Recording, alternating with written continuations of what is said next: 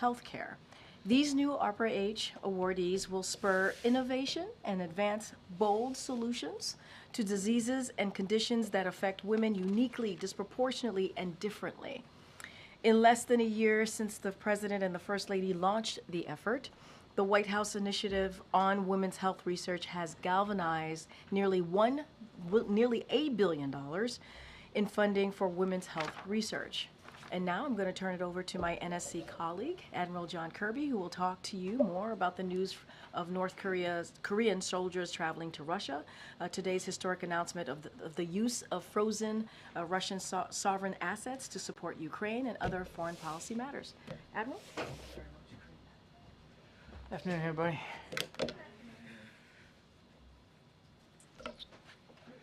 So just before I kick off on those issues, I do want to start by extending our thoughts to the victims of the horrible terrorist attack in Ankara, Turkey this morning.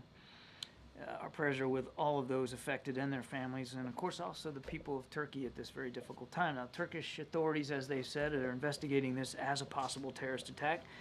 And while we don't yet know the motive or who is exactly behind it, we strongly condemn this act of violence. Now, I think as you have all heard earlier this morning, we have seen the public reporting indicating that North Korean soldiers are traveling to Russia to fight against Ukraine. We're working closely with our allies and partners to gain a full understanding of this situation, but today I'm prepared to share what we know at this stage.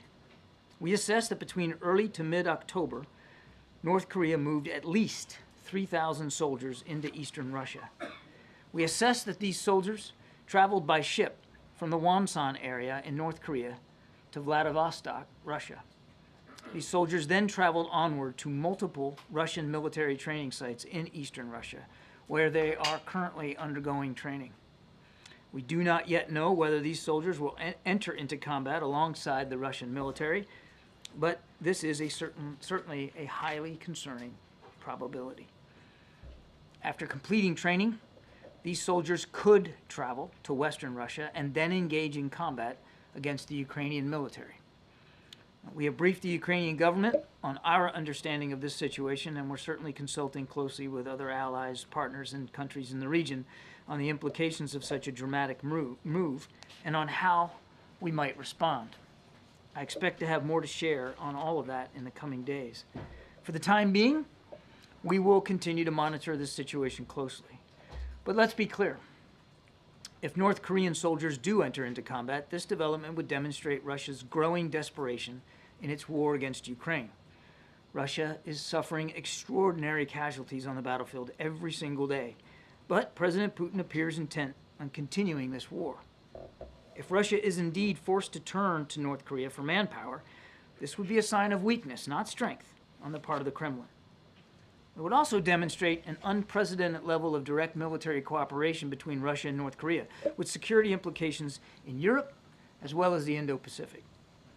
As we have said before, Russia's cooperation with the North Korean military is in violation of multiple UN Security Council resolutions which prohibit the procurement of arms from North Korea and military arms training. This move is likewise a violation.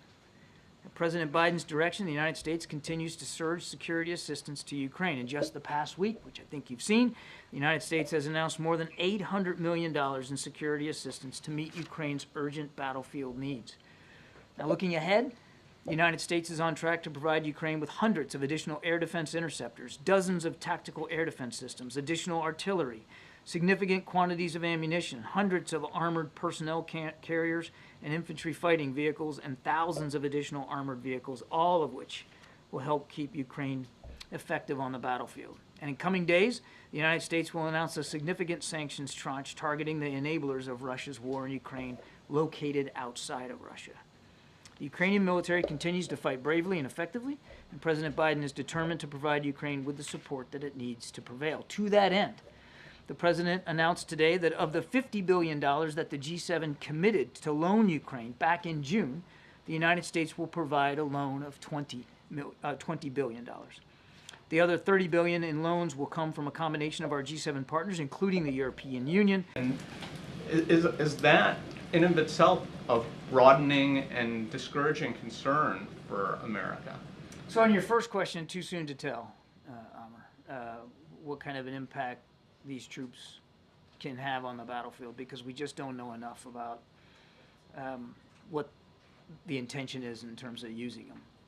So I think that's why I said at the top we're going to monitor this and watch it closely. To your second question, yeah, absolutely.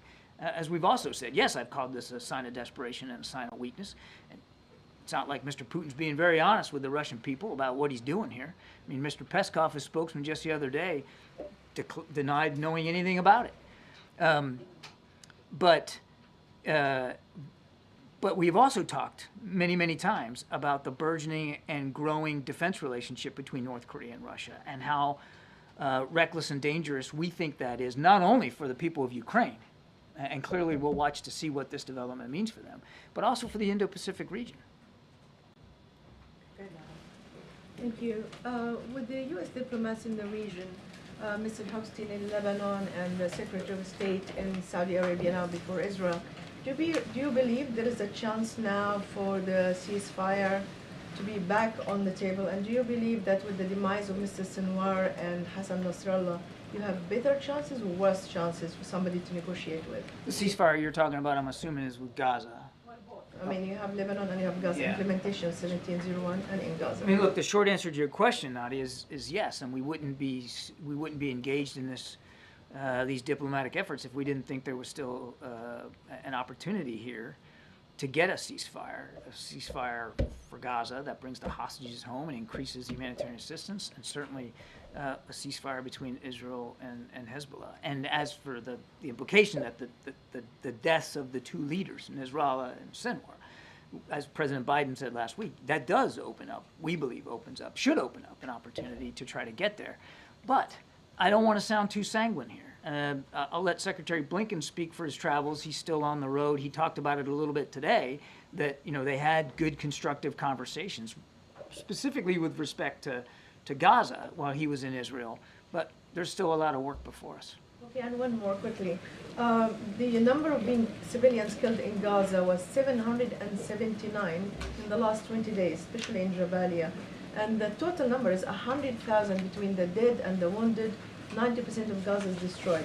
Does the U.S. still believe that Israel's strategy in Gaza is working? And do you still support it? We still support Israel's right and responsibility to defend itself against these threats, including the continued threat of Hamas. And we still urge Israel to be mindful, ever mindful, of civilian casualties and the damage to civilian infrastructure. And we're going to continue to work with them to that end.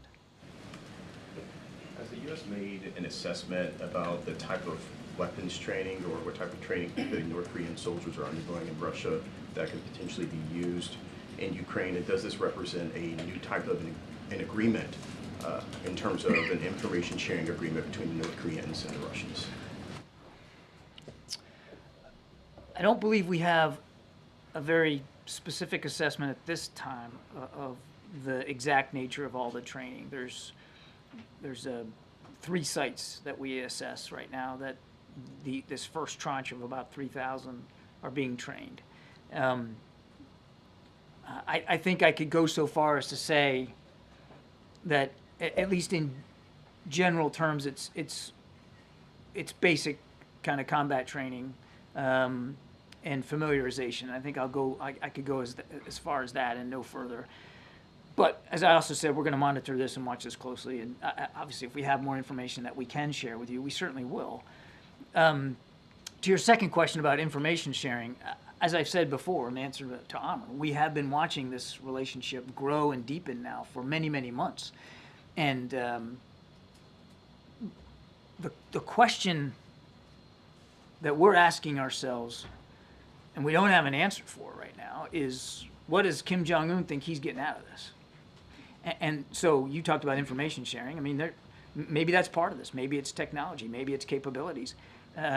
We don't have a good sense of that. But that's what's so concerning to us is not only the concern for the impact on the war in Ukraine, but the impact that this could have in the Indo-Pacific with Kim Jong-un benefiting to some degree.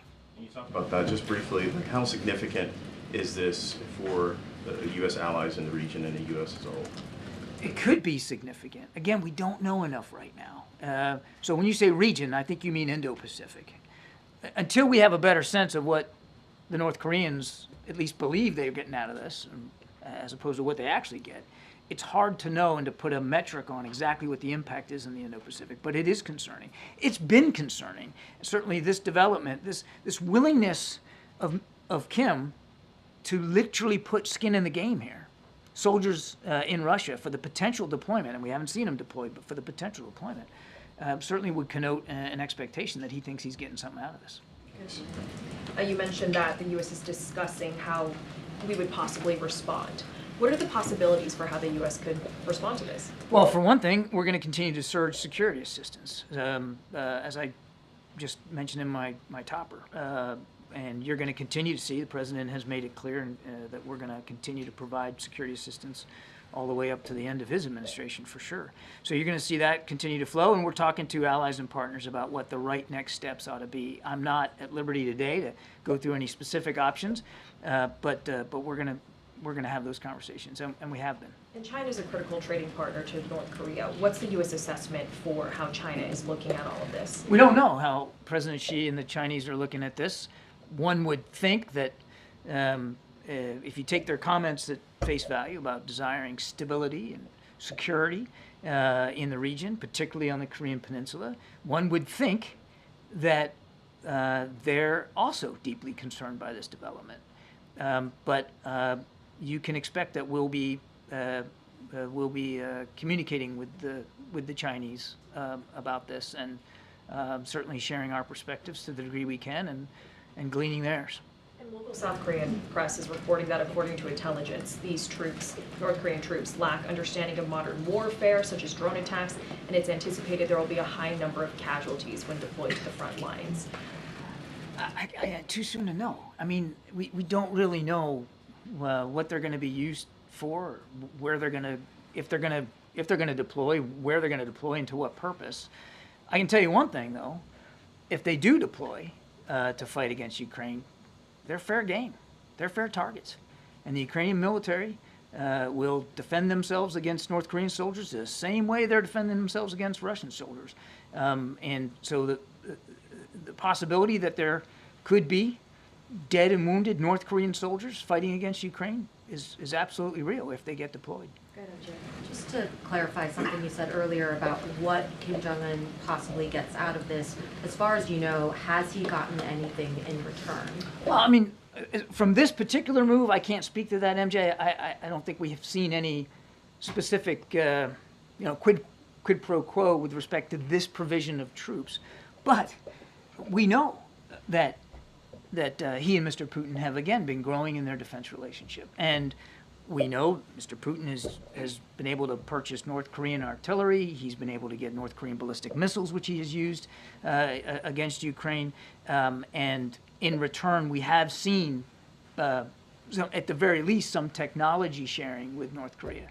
But what this particular development means going forward, we just don't know. We're going to have to watch that. And do you know if this came about because Putin specifically first asked for help, or whether it's that Kim Jong-un offered the help first? Don't know.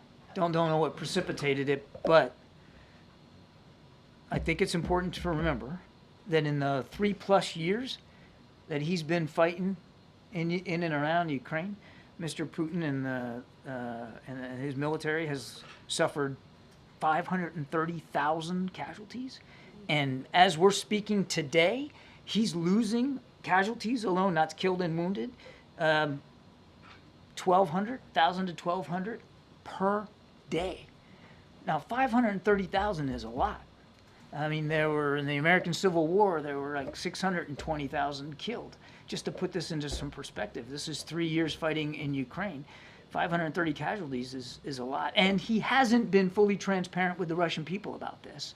And he hasn't been transparent at all with the Russian people about this particular move, about bringing in North Korean soldiers. So that he has to farm out the fighting to a foreign country, I think speaks volumes about how much his military is suffering, and how uncertain he believes, how untenable he believes his situation is. And I guess just, if you had to guess, how would the training what would the training even look like given the language barrier? And once these North Korean soldiers Yeah. are deployed, like what would the command structure It's a even great look like? question. I wish we had an answer to it. You're not wrong to highlight the language barrier. I mean, these aren't even similar languages. They're going to have to overcome that. It's not like they have a long, productive history of working together as two militaries, even at all. So that's going to be a challenge. Command and control is going to be a challenge. And this is not a challenge that the Russians have even solved amongst themselves. They're still having command and control challenges, logistics and sustainment, getting things to the battlefield, keeping their troops in the field.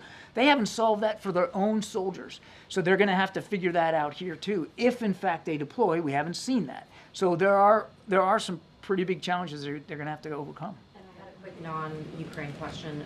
Do you think that Donald Trump meets the definition of a fascist? I'm not gonna talk about that stuff.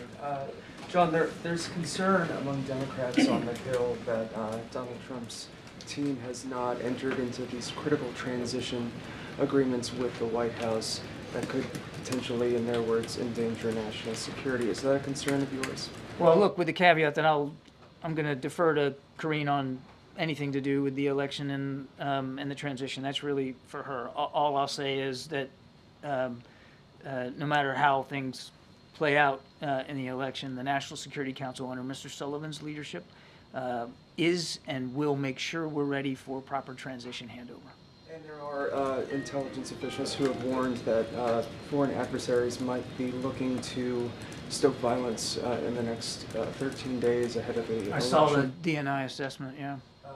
What are you doing in preparation? Well, we're working hard across the interagency, as you might expect we would, to share information, not only inside at the federal level, but working very hard to make sure we've got good handshakes and information sharing at state and local levels as well. That's the last thing we want, of course, is to see any violence or protest activity that leads to intimidation and that kind of thing. So we're working hard, again, with local and state officials.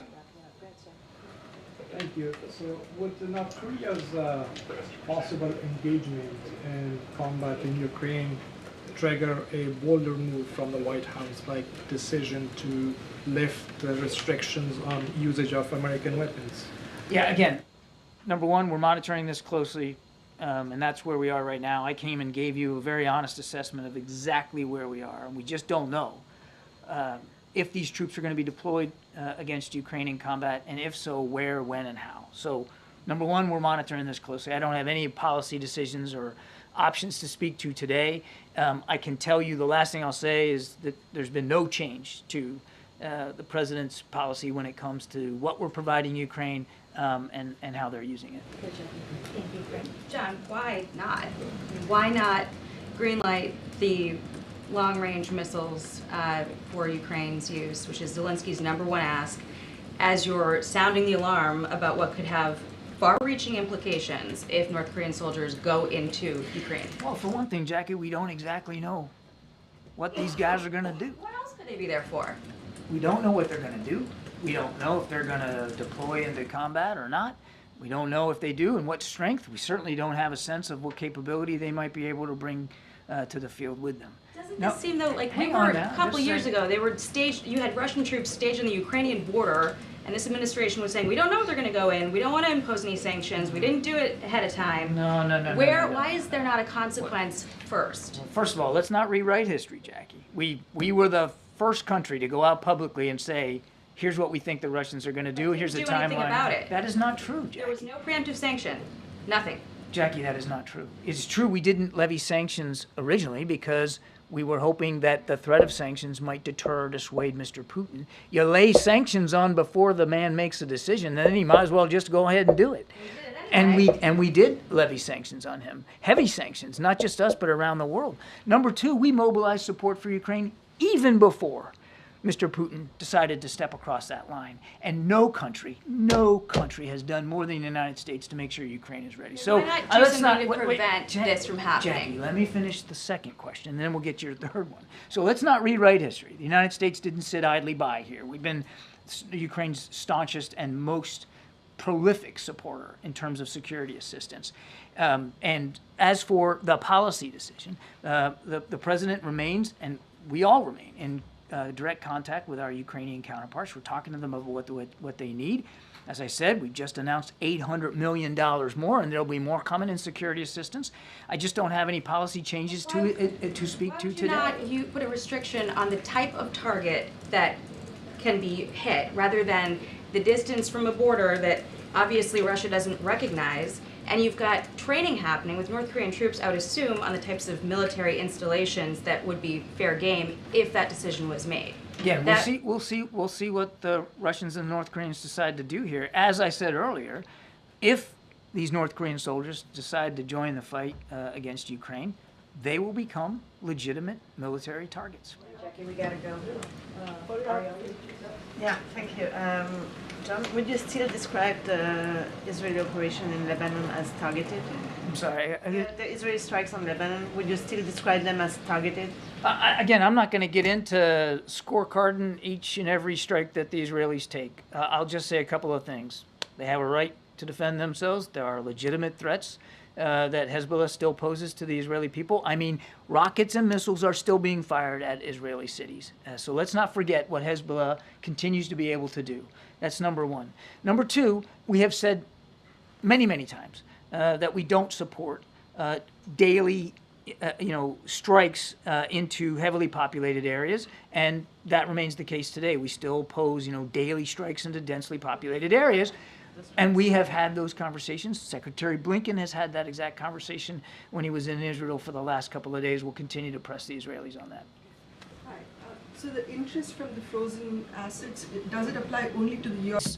It's for all the frozen assets. Also in the U.S.? I believe so. Because this morning I thought Dalip Singh said just European Union, so I wasn't sure. Okay, you know what? Let me take the question. I can't even balance my checkbook at home. So. Okay, thank you. I wanted to ask about Kursk specifically with the North Korean troops in Russia. Russia and North Korea have this mutual security pact. If they were to use North Korean troops against Ukrainians in Kursk, would it be legitimate to try to reclaim sovereign territory, or would that be seen as an escalation of the war against Ukraine? Again, I don't want to get ahead of where we are right now and hypothesize what these troops may or may not be doing, and if the Russians are going to deploy them, where they're going to deploy them, whether it'll be inside Russia or inside Ukraine. Let me just please go back to what I said before. If these North Korean troops are employed against Ukraine, they will become legitimate military targets. Jane, you have the last one. Thank you very much. I had a lot of impatience. Well, you're about to jump out of your seat. Thank you, John. This seems like a fair day for Jane. Truly. On same topic on North Korea, the chairman of the House Intelligence Committee recently sent a letter to President Biden requesting a briefing regarding the seriousness of North Korea's troops deployment and the neglect of the Korean Peninsula issue. What is the White House's response to this? Well, we'll respond as appropriate to the chairman, and we won't do that from the podium here in the briefing room. We'll do it appropriately with him and his staff. I'll just say, and hopefully, my being here today and my statement at the top should reflect how seriously we're taking this issue and how closely we're going to monitor it. We recognize the potential danger here, and we're going to be talking to allies and partners, including the Ukrainians, about what the proper next steps are going to be. But as for our response to the chairman, I'll let that stand in legislative channels. Quick one. Your colleague said at the State Department briefing that the United States does not reflect other countries' intelligence analyses. So what is your assessment of intelligence cooperation with allies? What did my colleague at the State Department say? Said that at the briefing that the United States does not reflect other countries' intelligence analyses. About the North Korean troops? North Korean troops. I just shared with you that today's opening statement was a downgrade of U.S. intelligence of what we're seeing.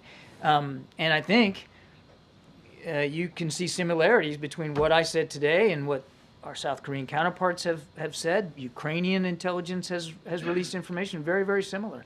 And again, today isn't the end of this conversation. It's quite frankly the beginning of the conversation that we're going to be having with allies and partners, including through the intelligence community. Thank you so much, Admiral. Thank you. Go ahead, Toulouse. Thank you. Thank you. Give me 1 second. Let's let Toulouse take. I know he's been waiting patiently on the sideline. We don't have much time because I have to be in the Oval in about 20 minutes. But go ahead. Can I ask you about the McDonald's outbreak, the E. coli outbreak? Yeah. And this follows a couple of big ones that we've seen over the summer, including Forest Head. I think there's another nationwide one. Is the president tracking this? And more importantly, how confident should Americans feel about the food supply right now? So what I would say is the administration's top priority. Its top priority is to make sure that Americans are safe.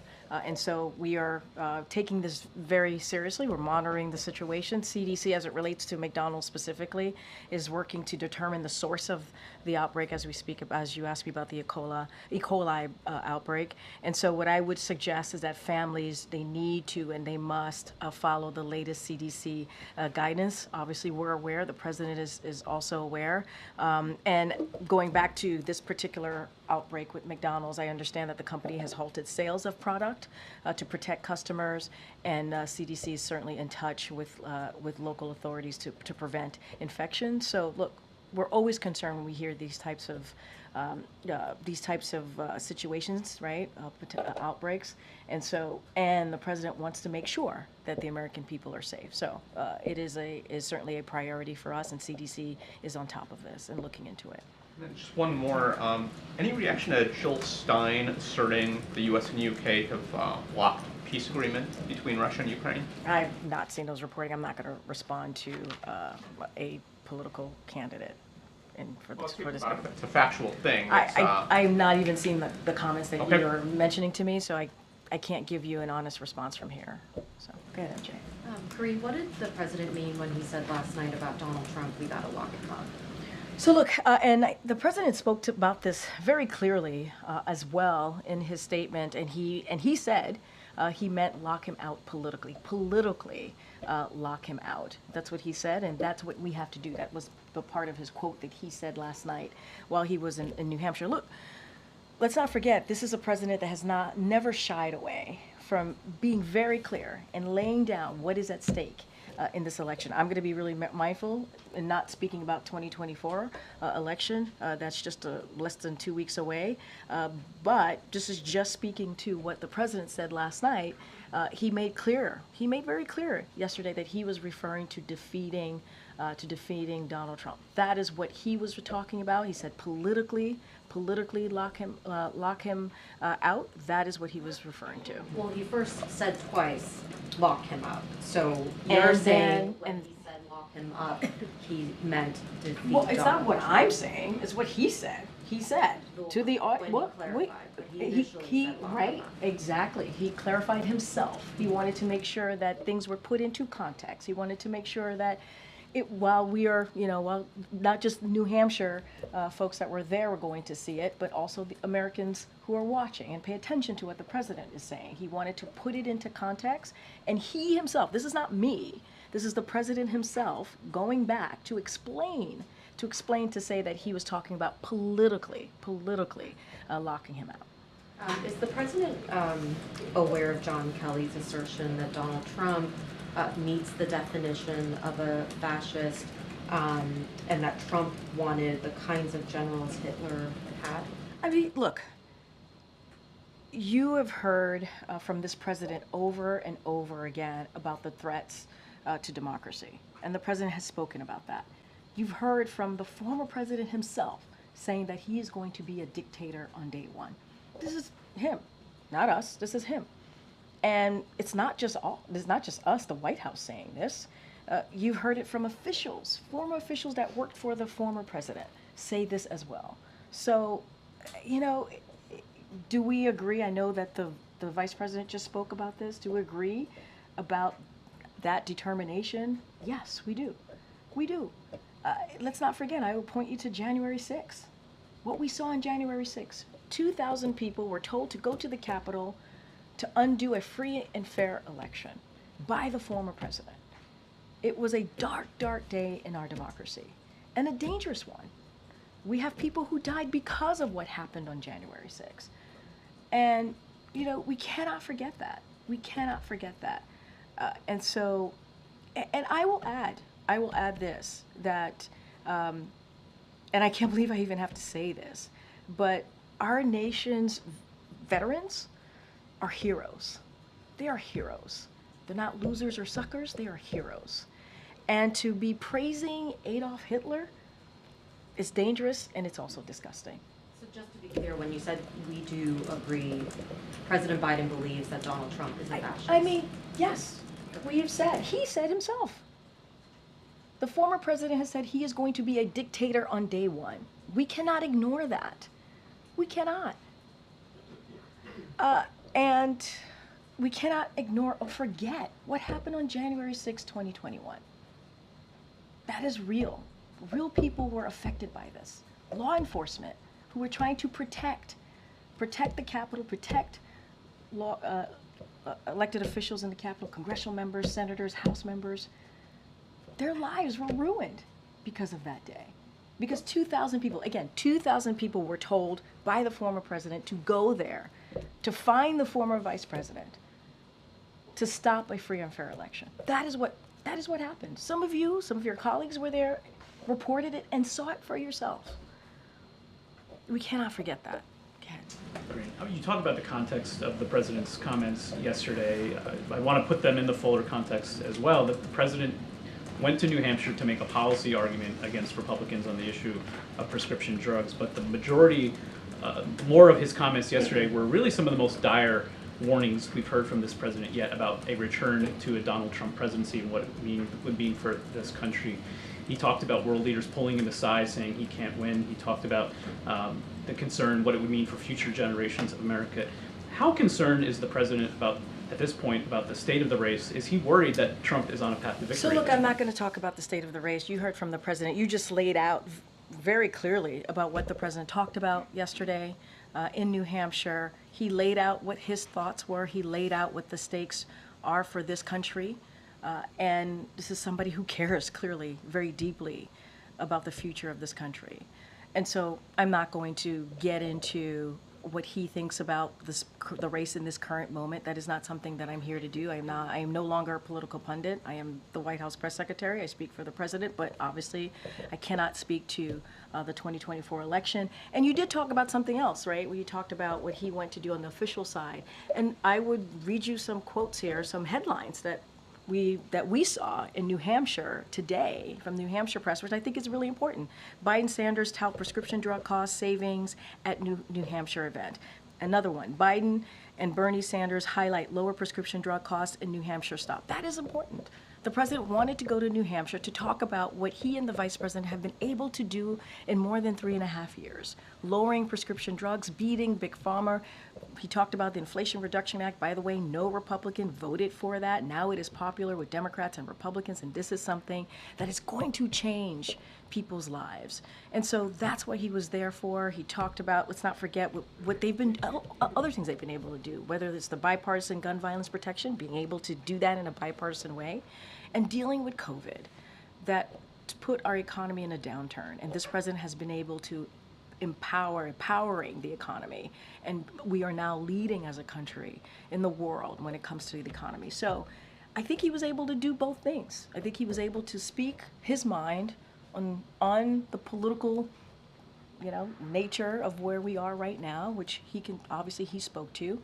And I think people in New Hampshire got a sense of what the president is trying to do on behalf of them in talking about lowering costs. We saw that in the New Hampshire papers. So it broke through, and I think that's important. You were with the president last week in Germany when he Yes. said he had these conversations with world leaders expressing their dire concern about the election here. What has been his response to those world leaders about that? I'm not going to get into private diplomatic conversations, and I will just leave it there. I'll ask you, NBC News is reporting that the vice president's likely to spend election night here in Washington, perhaps at her alma mater of Howard University. Do we have an understanding yet of where the president will be and how he plans to vote? As soon as you all know, we certainly will share that with all of you. I will say is that the president is certainly looking forward to casting his ballot in Delaware. And so once we have the full information on what his day is going to look like, or what the last couple of days leading up to November 5th will look like, we certainly will share that with all of you. Since we're talking about scheduling, it is traditional for the president to hold a press conference. Oh boy, I knew that was coming. Can't stop one. You were in here for the drop by. Were you here for the drop by? Yes, I was. It was great. We'd love to see him again. Yeah. And you know what? He had a really good time. He enjoyed it. Just an open invitation for the president to follow tradition and do a press conference after the election, which I think is standard and important. I totally hear that, Tam, and I know it is a tradition. I don't want to get ahead of what the schedule is going to look like. As we know, in less than 2 weeks, we will have an important election. Obviously, I'm not speaking about that election specifically, but we want to we will share more as we get closer, and we certainly are tracking that tradition, and we'll certainly have more to share. Are we going to see him with the vice president much in the next couple of weeks? Look, I know you all have asked this question of him, you've asked this question of me. They have, as you know, campaigned together. They've done official events together in the past just couple of weeks. They speak regularly, and I would say the president, you've heard the president just, tout how proud and how he thinks she will be a great leader on day one, which is, he also said in 2020, which is why he chose her as his running mate, and he has said as well, this was the best decision that he's made, and understands that she's going to cut her own path. Said this himself just last week when he was in Philadelphia. Don't have anything to share again on the schedule. I know this is all part of a scheduling question, and we certainly will have more to share as the days, as you know, I mean, one day is like an eternity in this space, as you know, and so less than 2 weeks feels like so far away. So we will have more to share for sure. I just want to follow up on MG's question. Yep. So did the president actually read former Marine General Kelly's comments or listen to them, and do you know how he reacted after doing so? I mean, look, I just gave a really good, I think, a good sense of what the president has said about our reaction here.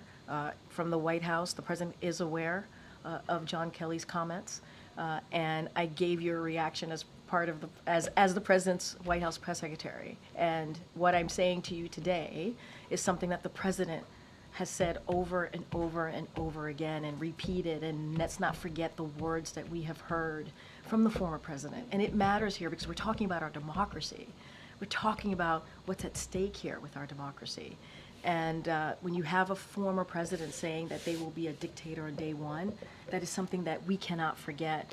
And so, the president has spoken about this and given speeches on this, and that's why I continue to point to January 6, 2021, because it's something that we cannot forget. A dark day on our democracy, because of what occurred. What occurred? Was the president surprised by any of the comments from Kelly? No, not at all. I mean, again, the president has made comments and has spoken about this over and over again, so no, I will say no. Go ahead. Thanks, Corinne. Elon Musk has been, campaigning with former President Donald Trump, and he is offering $1 million to voters. I just was wondering, has the president expressed any concern to this interference by Elon Musk, and I don't know if he the administration maybe has any plans or has discussed maybe how to sort of maybe move forward with what Elon Musk is doing with the So $1 million. on this particular question, I'm going to have to refer you to the FEC. Just have to be that one. That's a place that I'm going to have to refer you. I can't speak to it beyond that. But has the president mentioned it at all? He's Elon aware Musk, of or- it. He's aware of it. That I can tell you. I just can't speak to it beyond that. I have to refer you to the FEC. And you've taken questions today, and obviously throughout the presidency, President Biden has talked a lot about democratic institutions. I'm just curious if between now and Election Day, the president's going to speak sort of more broadly about the confidence in the votes being counted accurately. Well, the president's talked about this. He believes in our institution. He believes in this will be a free and fair election. He's talked about this. We have to give the American people, who some of them are voting right now, to make sure that they have the confidence in their vote and how important it is to cast their vote. I'm not going to go beyond that. But I think the president has been very clear about that. But you don't, so we talk about schedules or something, sort of like a big sort of, because he's done these types of addresses on issues like this before. So I'm just curious if like this is a time that he would No, do that. I hear you, and I hear you're talking about the moment that we're in, and if the president's going to speak about it in a more formal way in remarks in a speech, I don't have anything to share with you. But he's been very clear about having the confidence in our institutions. And so I'll leave it there. Okay. Just want to ask you briefly about congressional outreach for the $10 billion that would be military aid. Has the White House started that process, reaching out to members of Congress to get their buy-in to kind of help expedite this process? I mean, we're in regular touch with congressional members about any type of initiative that we're trying to push through, especially if it involves Congress, obviously. I don't have anything to read out to you at this time, but we are in regular conversation about a myriad of things when it comes to legislation, things that we're trying to push forward again. Certainly that is important to the American people. I just don't have anything to share at this time. Just a quick 2024 question. You said the president's going to vote. It's a scheduling question. Yeah. Will he vote You guys are very into schedules today. Yeah, I know, into voting, POTUS schedule. Early voting starts in Delaware, obviously, this week. And will he vote early before election day? As soon as we have something to share, I will certainly share that. I appreciate the effort here. The president, I could say for sure, the president is looking forward to casting his ballot. And when we have more to share about his schedule, I mean, the president can't not just go vote and not for you guys not to know, right? So you guys follow him wherever he is, which is good, which is a good thing. Go ahead. Thanks, Karine. The former president described the vice president as lazy as hell yesterday. She had a day when she was not on the campaign trail. I was going to give you an opportunity to respond to that. I would check the source. Pay real close attention to who's saying that. That's all I'll say. Okay, another question about the vice president's interview with NBC. She was asked about whether there should be any concessions on the issue of abortion and the situation. Wait, say that one more time? She was asked whether or not there should be concessions on the issue of abortion, the scenario being a potential divided government like we have now, whether or not she would be willing to offer concessions, things like religious freedom, on the issue of abortion. And I wanted to see Meaning like when she's in office? Yes. Oh, look, I'm not going to get into hypotheticals. It's not, that is something that certainly, you know, when she is in office and becomes president and all of the things happen, I'm not going to get into hypotheticals. She's going to make her own decisions and decide what's best for the American people. I can't speak to that at this time, not going to get into hypotheticals. What you know and what you have seen from this president and this vice president is their commitment to continue to fight for women's rights and continue to call on Congress to reinstate Roe v. Wade, make sure that legislation is put out there, voted on, and so he would sign that, obviously, if that were to happen. And so that is what they both have asked for. That is what we've been saying during this administration. And she has been, obviously, a passionate fighter on that issue, understanding what this means to women, understanding what this means to people's rights and freedoms, and so has this president. And so that's what we're going to continue to see.